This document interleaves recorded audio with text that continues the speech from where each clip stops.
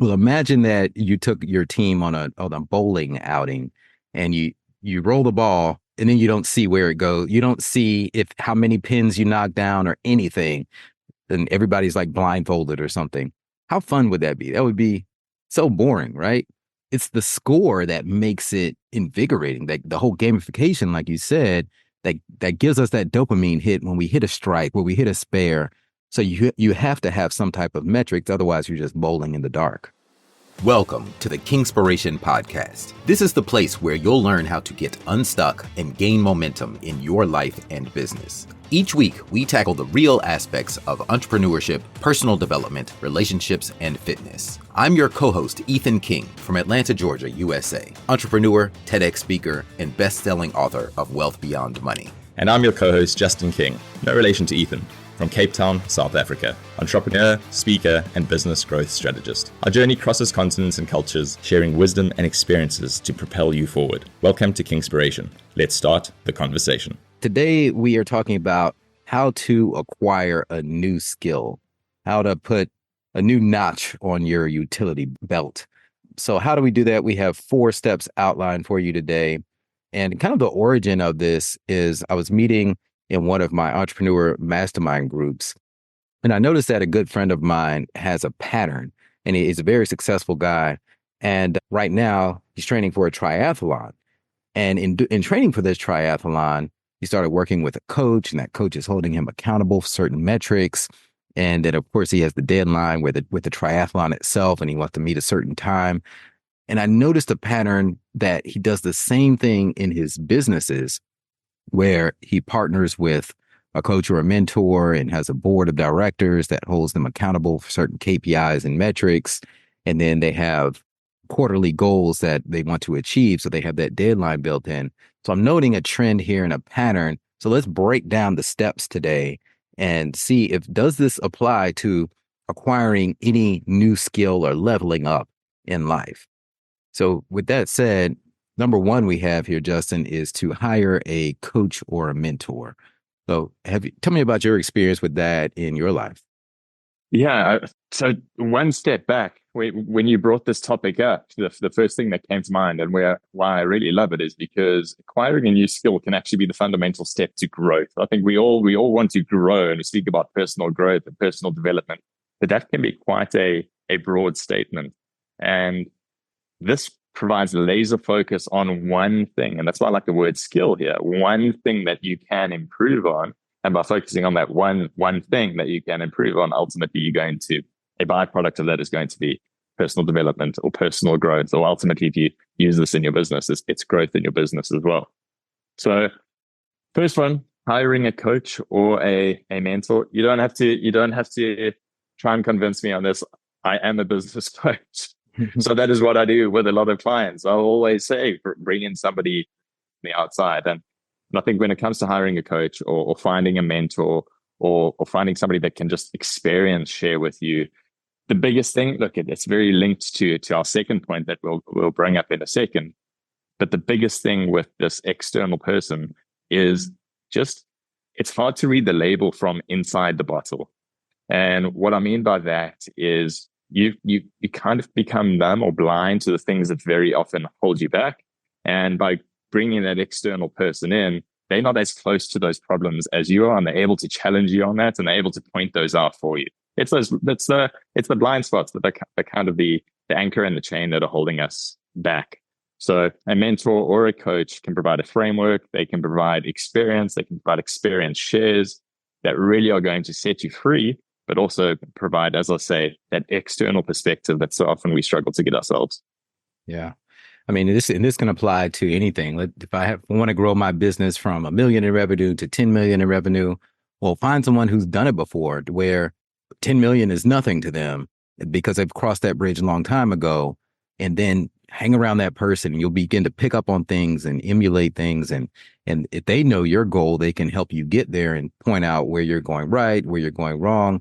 So that's business. But even if it were something as simple as, let's say I wanted to learn a new language, if I wanted to become fluent in Spanish, well, I can do Duolingo, which, by the way, I have about a 600-day streak on Duolingo right now in Spanish, which is, I'm pretty good.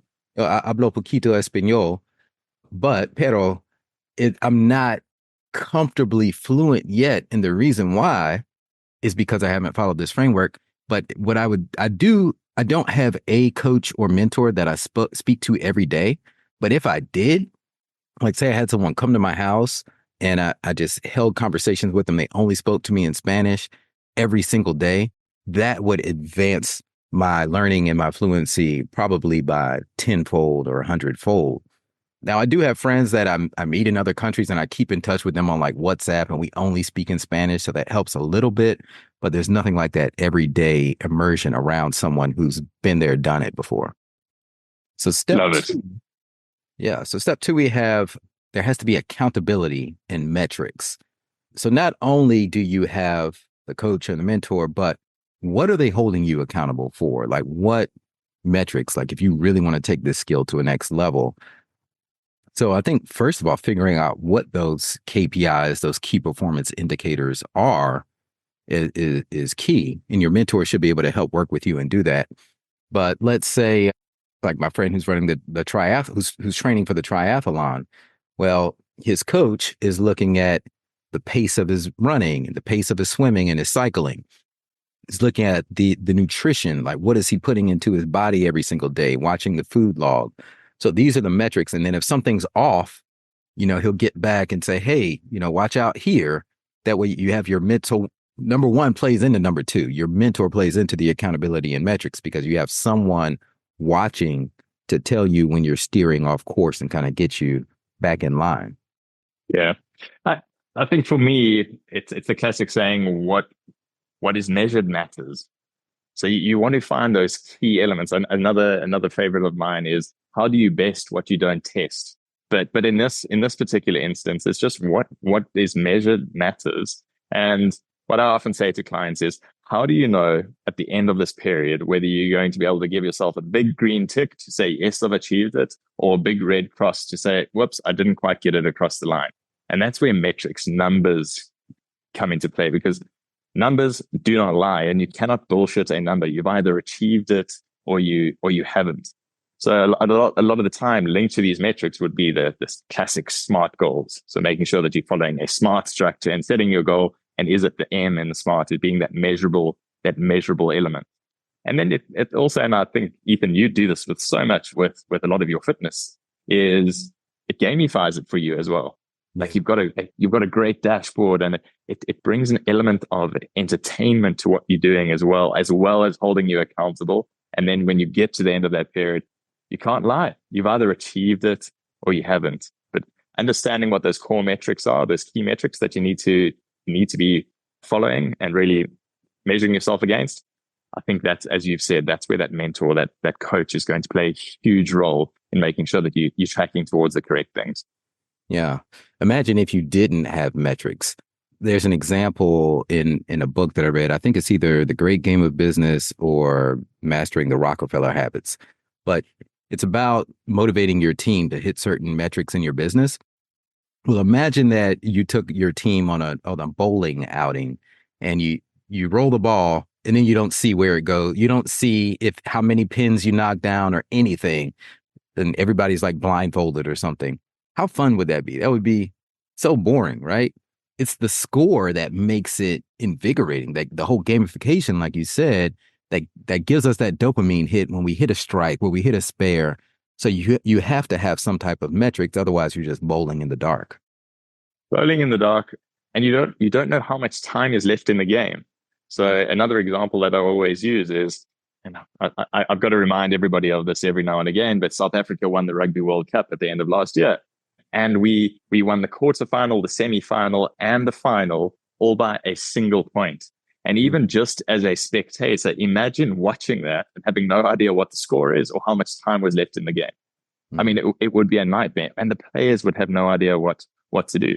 So again, your metrics, to your point, your metrics become your scoreboard. They tell you how much time is left in the game, and what do you need I mean, we call it a try, but do you need a field goal? Do you need to score a touchdown? Mm. Like how many bases are loaded? It gives you that information, so you know what you need to achieve in the time period that's left. Yeah, love it. And so next here, Justin, for step three, you have catalytic event. And what do you mean by that? Yeah, so a catalytic event really comes from, and you referenced scaling up, but it comes from the scaling up framework. And in particular, it comes from having a brand promise that you promise to your clients. And essentially, a brand promise is what experience do you promise your customer or your client every time they interact with you?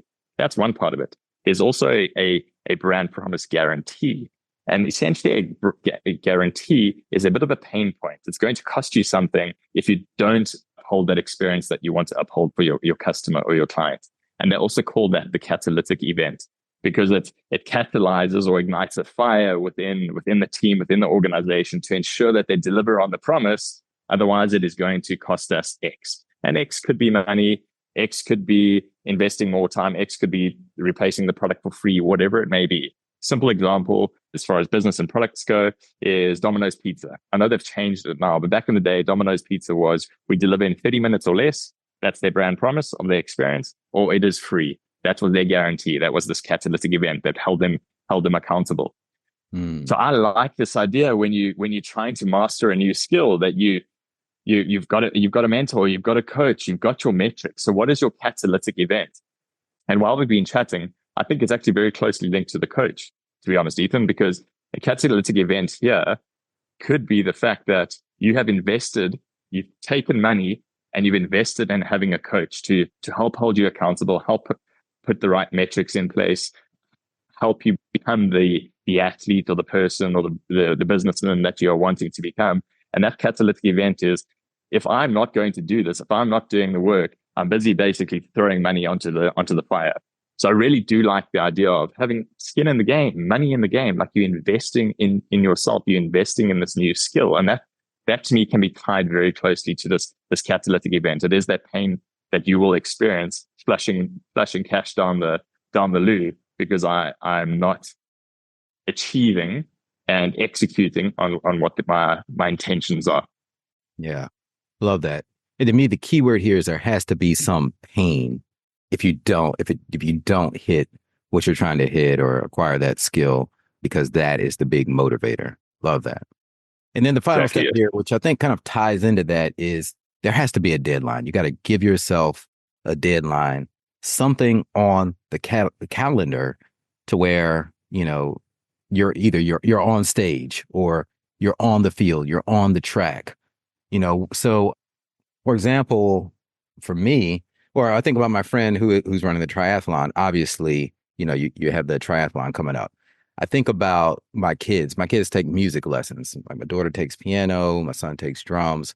And at first, when they were practicing these things over and over again, I would think to myself, man, they need a performance or something. There needs to be some stakes to where they actually have to use the skills because that's what's going to accelerate it. So I like the music school that they're with because every quarter they have a performance in front of a live audience where they actually have to play the piece that they've been rehearsing. And it really holds your feet to the fire. You know it's coming up and it gives you a purpose for what you're practicing. It's Duke Ellington that said, don't give me time. What I need is a deadline." Yeah. Yeah. So Really because good. yeah, I mean, and that's it. We'll continue kicking that can down the road. We'll always try to convince ourselves that we're doing the work, that we're slowly improving. I need to take time in order to become better at the skill that I'm trying to enhance. But unless you're going to measure yourself at some point and have that deadline, that line drawn in the sand, it does become an exercise in kicking that can down the road. I think possibly out of everything, the deadline is probably one of the most important. It is. You got to have that big motivator. And I could think of so many examples, but with learning Spanish, like I'll have a trip coming up where I'm going to a Spanish speaking country. I want to be able to communicate fluently. That will give me a sense of urgency and really accelerating my Spanish. When it comes to my fitness programs, like in Six Pack Dads, one of the modules that I have early on is you need to book a shirt off event. I call it a shirt off event where you're going to be either on vacation or on stage. You could be in a bodybuilding physique contest, whatever, but somewhere where you're going to have your shirt off so that you feel that pain. There's this story I love to reference about Arnold Schwarzenegger and his calves. Have you heard this story where he was so, when in his early days of bodybuilding, he was so ashamed because he had small calves and it really, really bothered him. But instead of like covering up his calves, he decided to wear these short shorts every day so that he would feel humiliated among this bodybuilder community. I'm sure compared to my calves, they were already massive, but by his standards, he was not satisfied. So he intentionally humiliated himself by wearing shorts every day and focusing on his calves. And, to our earlier points, he had a mentor, one of his buddies in the gym, who he really admired his calves. And this dude would do like 1,000 reps of 1,000 pounds or something crazy. And Arnold Schwarzenegger said, I'm going to do that. So not only did he have that reminds me of the pain, the catalytic event. It's like the shame of having puny calves, but he also followed the mentor, and he had the accountability and the metrics of the exact weight and exact reps that he needed to do. And I guess he had the deadline. He was in all kinds of bodybuilding contests. So he definitely hit all four with that. So the last thing that really comes to mind with regards to the deadline is all of this again is this idea of needing to practice in public. And I think maybe that's a lot from public speaking. Mm-hmm. And we've both heard Richard Mulholland say that a ton of times, but this idea of practicing in public. And as true as that is for public speaking, because you can do all the reps in the world, you can deliver your talk in front of the mirror 1,000 times until you get on stage and there's 350 people in front of you. It's a different beast altogether, and that's where you measure yourself. So that's where you say, okay, I'm at this point. I could have delivered that a lot better, but I'm measuring myself, and then you go back to how do I carry on enhancing this skill? And it's almost like I see it as it's a flywheel. And this just continues to go until you master your skill. It's exciting. For me, this just simplifies so many things in my own mind. For sure. All right. So that's how you acquire new skills. Step 1, hire a coach or mentor. Step 2, make sure you're being held accountable for some metrics. Step 3, there needs to be a catalytic event that involves some pain if you don't meet the goal. And step 4, you don't need more time. You need a deadline. That wraps it up, or did you have any other thoughts, Justin? That's it. I think that's a goodie. Thanks, Ethan. That's a wrap for today's episode of Kingspiration. We hope this conversation sparked insights to ignite action in your life and business. We're on this journey together, sharing our challenges and successes to help all of us take the next step towards building momentum and ultimately reaching our goals.